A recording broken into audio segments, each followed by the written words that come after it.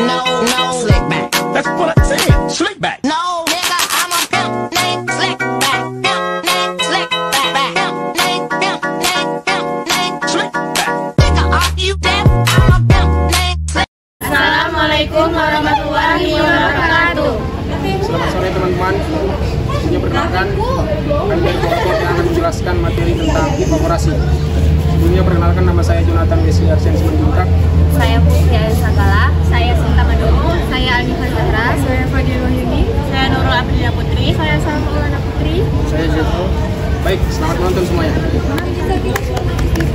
Oke teman-teman, jadi di sini di video kali ini kami dari kelompok 4 akan membahas materi tentang evaporasi.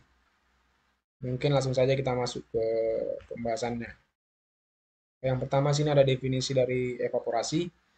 Jadi evaporasi itu bisa dibilang juga dengan penguapan, yang mana ia merupakan suatu proses yang bertujuan untuk menurunkan kandungan air dari suatu bahan pangan yang berbentuk cairan. Contohnya selai. Selai ini kan terbuat dari sari buah yang bersifat cair lah bisa dibilang. Jadi evaporasi ini akan berusaha untuk menurunkan kadar air dari si sari buah tersebut. Ini dengan maksud supaya selai ini nanti dapat disimpan lebih lama lagi, lebih awet. Mungkin contoh yang paling umum yang sering kita jumpai ya di kehidupan kita sehari-hari itu saat kita menjemur pakaian. Jadi saat kita menjemur pakaian di tempat terbuka, ditambah lagi terdapat panas matahari. Jadi yang awalnya pakaian kita itu basah, selang beberapa waktu dia akan menjadi kering. Jadi airnya itu diuapkan oleh panas matahari tersebut. Dan dalam proses evaporasi ini tentu saja ada alat-alat yang digunakan. Nah, alat-alat itu dinamakan dengan evaporator. Yang mana dia nanti menghasilkan produk-produk yang diinginkan lah. Biasanya dapat berupa larutan berkonsentrasi. Ini contohnya pada pembuatan gula lah bisa dibilang. Di mana evaporator ini dia meningkatkan konsentrasi larutan dari si gula tersebut. Jadi diproses terus sehingga jadilah gula yang seperti kita pakai sehari-hari. Nah, selanjutnya di sini ada manfaat evaporasi. Yang pertama pada pengolahan hasil pertanian, dia untuk meningkatkan larutan sebelum proses lebih lanjut. Seperti yang saya bilang tadi, pada pembuatan gula, yang mana evaporator itu akan meningkatkan konsentrasi dari si gula tersebut sebelum dilanjutkan ke proses selanjutnya. Dan memperkecil volume larutan serta menurunkan aktivitas air atau mengawetkan. Ini bersama dengan si selai tadi, yang mana kadar airnya itu dikurangi supaya terhindar dari kehidupan-kehidupan mikroorganisme atau supaya dia tidak basi, dan dengan maksud untuk memperpanjang masa simpannya. Yang kedua ada pemengkatan konsentrasi larutan. Jadi dalam pemengkatan konsentrasi larutan ini dia terdiri dari dua macam larutan teman-teman. Pertama dari zat terlarut yang tidak mudah diuapkan dengan pelarut yang gampang diuapkan. Contoh dari zat terlarut yang tidak mudah diuapkan ini sudah ada di sini dibuat. Ada gula, dengan larutan lainnya ada NaCl, NaOH, jus, dan lainnya. Serta ada manfaat evaporasi yang terakhir, itu untuk menghasilkan air minum yang kita minum sehari-hari. Yang mana dia mulai dari penyulingan air, pembuatan air bios padatan, dan penyulingan air laut. Sehingga sampai ke air minum ini. Dan ini akan dilanjutkan oleh rekan saya nanti. Seringkali orang menyamakan evaporasi dengan pengeringan, namun kedua hal ini sangatlah berbeda. Pada evaporasi atau penguapan, sisa penguapannya adalah zat cair, seringkali dapat melibatkan zat cair yang lebih kental, misalnya pada evaporasi susu. Sementara itu, dalam pengeringan, fokus utamanya adalah menghilangkan kelembapan dan sisa pengeringan biasanya berupa residu padat atau bentuk lain tergantung pada metode pengeringan yang digunakan. Kemudian, pada evaporasi cairan yang diuapkan dalam kuantitas yang lebih banyak, sedangkan pada pengeringan itu jumlahnya sedikit. Nah, selanjutnya kita masuk kepada faktor yang mempercepat proses evaporasi. Yang pertama yaitu adalah suhu. Walaupun cairan bisa evaporasi di bawah suhu titik didihnya, namun prosesnya akan cepat terjadi ketika suhu di sekeliling lebih tinggi. Hal ini terjadi karena evaporasi menyerap kalor laten dari sekelilingnya. Kalor laten sendiri adalah panas yang diserap oleh suatu badan atau sistem termodinamika selama proses dengan suhu konstan. Nah, jika semakin hangat suhu sekeliling, semakin banyak jumlah kalor yang terserap untuk mempercepat evaporasinya. Seperti kayak kalau semakin panas suhu di sekitarnya, maka evaporasinya akan semakin cepat. Kemudian, yang kedua itu adalah kelembaban udara. Jika kelembaban udara kurang, berarti udara sekitar kering. Semakin kering udara, sedikitnya kandungan uap air dalam udara. Semakin cepat evaporasi terjadi. Contohnya, tetesan air yang berada di kepingan gelas di ruang terbuka lebih cepat terevaporasi, lebih cepat daripada tetesan air dalam botol gelas. Hal ini menjelaskan mengapa pakaian lebih cepat kering di daerah kelembaban udaranya rendah. Seperti kita menjemur pakaian di dalam ruangan, berbeda dengan di luar ruangan, di mana kalau kita menjemur pakaian di luar ruangan itu akan lebih cepat kering dibandingkan dengan kita menjemur pakaian di dalam ruangan. Karena di luar ruangan itu kelembaban udaranya itu sedikit, jadi otomatis kayak pakaian kita tuh cepat kering daripada di dalam ruangan yang kelembaban udaranya itu lebih tinggi gitu. Soalnya akan dijelaskan oleh teman saya. Akan melanjutkan presentasi yang telah disampaikan oleh teman saya. Yang ketiga itu ada tekanan, di mana tekanan ini sangat mempengaruhi proses evaporasi. Semakin besar tekanan yang dialami, maka semakin lambat laju evaporasi yang terjadi. Nah, misalnya pada tetesan air yang berada di gelas botol yang udaranya telah dikosongkan, maka tekanan udaranya akan berkurang dan proses evaporasinya akan terjadi secara cepat. Kemudian yang keempat ada gerakan udara. Misalnya, pakaian yang kita jemur di luar ruangan itu dia akan lebih cepat kering dibandingkan yang di dalam ruangan, karena sirkulasi udara atau anginnya lancar sehingga membantu pergerakan molekul air. Dan yang kelima itu ada sifat cairan, di mana cairan dengan titik didih yang rendah akan terevaporasi lebih cepat dibandingkan cairan yang titik didihnya besar. Misalnya, air raksa yang memiliki titik didih 357 derajat Celcius lebih susah terevaporasi daripada eter yang titik didihnya 35 derajat Celcius. Evaporator merupakan sebuah alat yang berfungsi mengubah sebagian atau keseluruhan sebuah pelarut dari sebuah larutan dari bentuk cair menjadi uap. Nah, evaporator mempunyai dua prinsip dasar, untuk menukar panas dan untuk memisahkan uap yang terbentuk dari cairan. Evaporator umumnya terdiri dari tiga bagian, yaitu penukar panas, bagian evaporasi atau tempat di mana cairan mendidih lalu menguap, dan pemisah untuk memisahkan uap dari cairan lalu dimasukkan ke dalam kondenser untuk diembun atau kondensasi, atau ke peralatan lainnya. Kemudian selanjutnya yaitu ada tipe evaporator berdasarkan banyak proses. Yang pertama yaitu ada evaporator efek tunggal atau single effect, yang mengacu pada sistem di mana produk yang akan diuapkan hanya melewati satu ruang penguapan, dan panas yang dibutuhkan untuk proses tersebut disediakan oleh satu luas permukaan pindah panas. Dengan kata lain, proses penguapan terjadi dalam satu tahap atau ruang tunggal, di mana produk berinteraksi dengan permukaan penukar panas untuk mengubah fase dari cairan menjadi uap. Keunggulan dari sistem ini terletak pada kesederhanaan desainnya. Saya akan menjelaskan tentang rumus dari evaporator efek tunggal, di mana evaporator efek tunggal yaitu massa balance pada aliran uap dan bahan padat. Nah, untuk mencari keseimbangan massa total dari evaporator efek tunggal, rumusnya adalah MF sama dengan MV ditambah MP. Kemudian, untuk mencari keseimbangan massa padatan, rumusnya adalah XF dikali MF sama dengan XP dikali MP, di mana MF adalah fraksi padatan produk awal atau encer, kemudian MV adalah laju aliran uap, kemudian MP adalah laju aliran massa produk akhir atau kental, kemudian XF adalah fraksi padatan produk awal atau encer, dan XP adalah fraksi padatan produk akhir atau padat.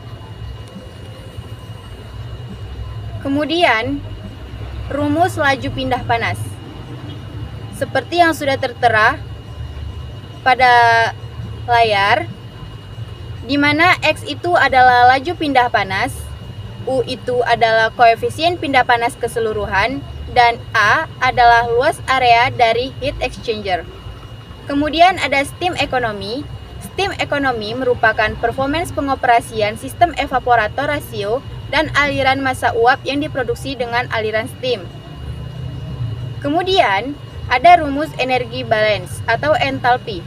Sesuai dengan rumus yang telah dilampirkan, di mana MS adalah laju alir massa steam, kemudian HF adalah entalpi larutan makanan cair, kemudian HP adalah entalpi produk konsentrat, HV adalah entalpi uap air jenuh pada suhu TS, kemudian HV dengan T1 yaitu entalpi uap air jenuh pada suhu T1, kemudian HC entalpi kondensat, TS adalah suhu steam, T1 adalah suhu penguapan untuk mempertahankan suhu chamber evaporator, kemudian TF adalah suhu larutan makanan, dan yang terakhir ada CPF, yaitu panas jenis spesifik dari larutan makanan cair.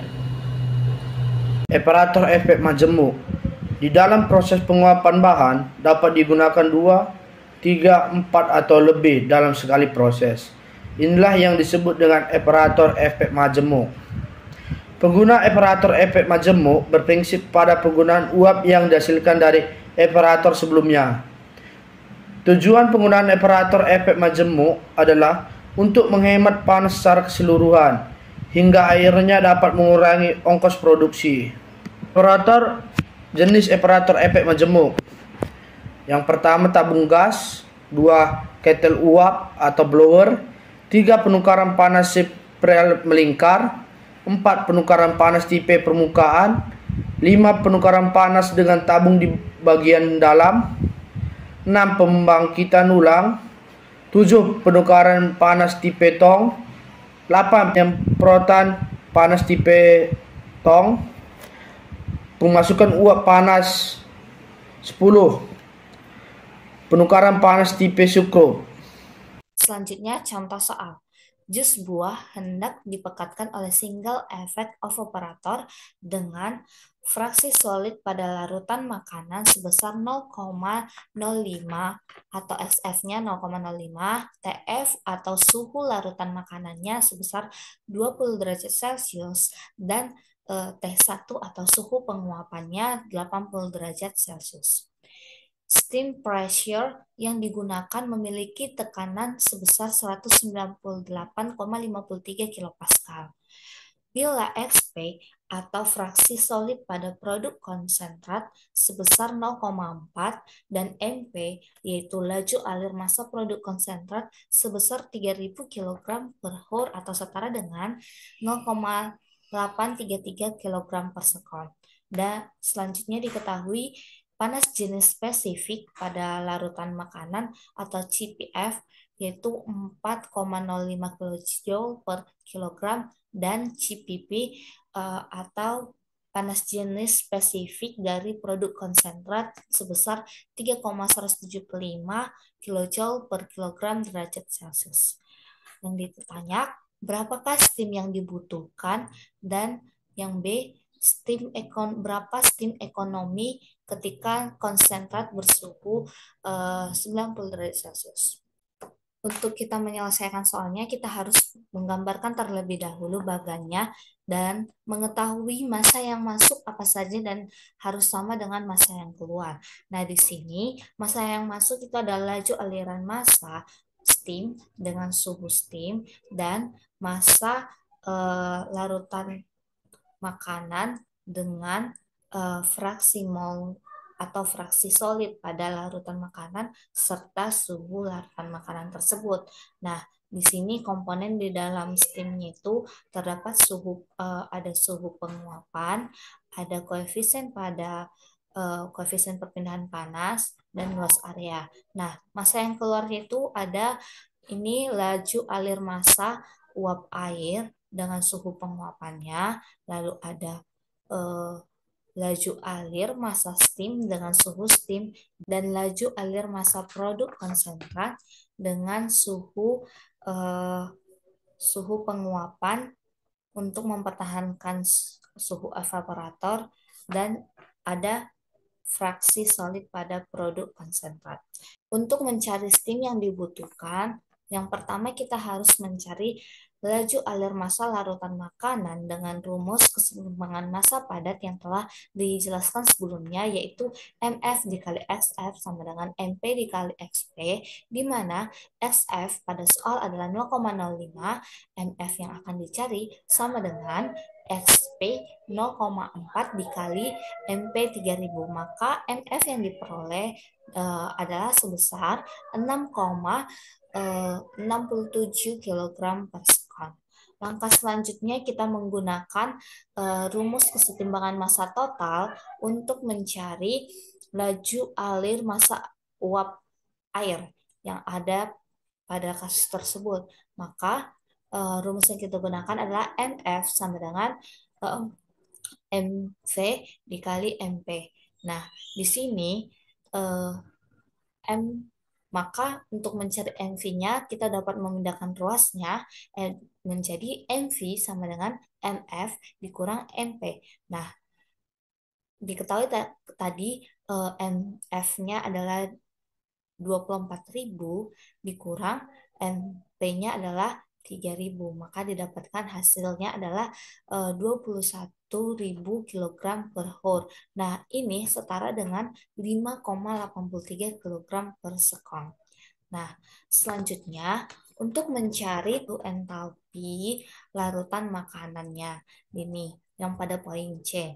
Nah, di sini pada penjelasan sebelumnya kita sudah beritahu rumusnya bahwa HF pada suhu larutan makanan dan fraksi pada larutan makanan itu didapatkan dari panas jenis spesifik dikali dalam kurung suhu larutan makanan dikurang 0 sama dengan, nah tadi CPF-nya adalah 4,05 dalam kurung TF-nya itu pada suhu larutan makanannya tersebut. Tadi diketahui dalam soal ada 20, maka didapatkan bahwa entalpi larutan makanan tersebut atau HF itu adalah sebesar 81 kJ per kilogram.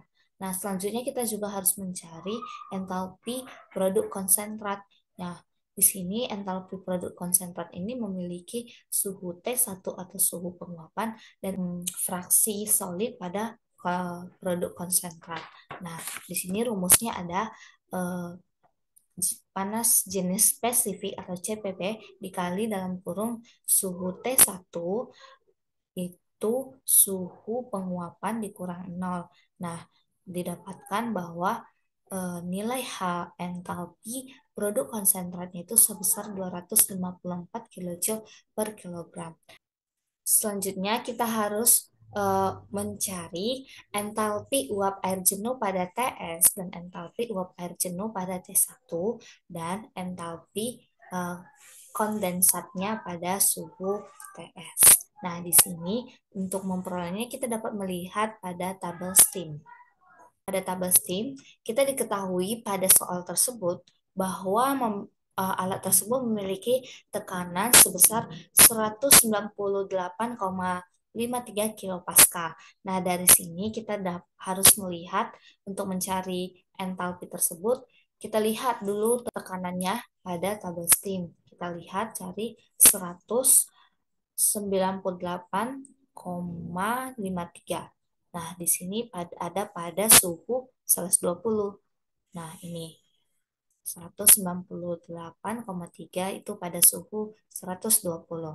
Nah, untuk mencari, kita lihat pada suhu tersebut, pada suhu ini, kita dapat mengetahui bahwa nilai HV-nya dan nilai HC-nya. Nilai HV pada suhu 120 itu ada 2706,3 kJ per kilogram. Nah, di sampingnya ada tabel HC. Maka nilai HC pada suhu 120 derajat Celcius dan tekanan 198,53 itu sebesar 503,71 kJ per kilogram.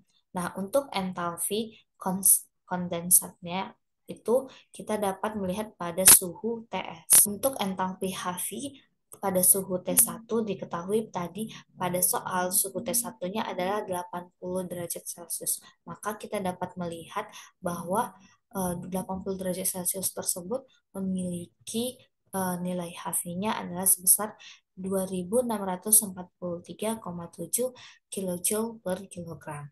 Inilah adalah hasil yang kita dapatkan pada tabel steam yang telah saya jelaskan tadi. Selanjutnya, kita dapat menghitung nilai massa steam yang dibutuhkan itu dengan rumus sebagai pada poin F tersebut. Nah, rumus ini kita peroleh dari gambar massa yang masuk tadi, yang kita rancang tadi, dengan massa yang keluar. Maka MF dikali HF pada TF dan XF ditambah MS dikali HV pada TS sama dengan MV kali HV pada T1 ditambah MS dikali HC pada TS ditambah MP dikali HP pada T1 dan XP. Tadi yang telah kita cari MV-nya itu 6,67 dikali HV-nya itu pada poin C yaitu 81 kJ per kilogram ditambah MS atau steam yang dibutuhkan itu yang akan kita cari dikali HV pada TS itu pada steam yang kita tabel steam yang kita cari yaitu 2706,7 kJ per kilogram sama dengan MV-nya tadi pada pada poin B yang kita dapatkan yaitu 5,83 dikali HV pada T1 itu yang kita dapatkan pada tabel steam yaitu sebesar 2643,7 kJ per kilogram ditambah MS yang akan atau steam yang dibutuhkan yang akan kita cari dikali HC pada TS pada kita dapatkan dari steam table tadi yaitu 503,72 kJ per kilogram ditambah MP yang kita dapatkan MP dari soal yaitu 0,833 dikali HP yaitu yang kita hitung pada poin D yaitu sebesar 254 kJ per kilogram. Maka nilai MS yang kita peroleh adalah sebesar 6,85 kg per sekon. Nah, selanjutnya kita menjawab soal B yang tadi, berapa steam ekonomi yang dibutuhkan. Untuk memperoleh steam ekonomi ini, kita dapat menggunakan rumus laju alir massa uap air dibanding dengan laju pada steam yang dibutuhkan, yaitu maka diperoleh dari ini soal MV tadi dari poin B yang kita hitung tadi yaitu sebesar 5,83 dibagi hasil MS atau steam yang dibutuhkan yaitu sebesar 6,85 kg per sekon. Maka didapatkan hasil steam ekonomi yang diperoleh adalah 0,85. Sekian penjelasan mengenai evaporasi dari kelompok kami. Lebih dan kurangnya kami mohon maaf. Selamat sore. Bye.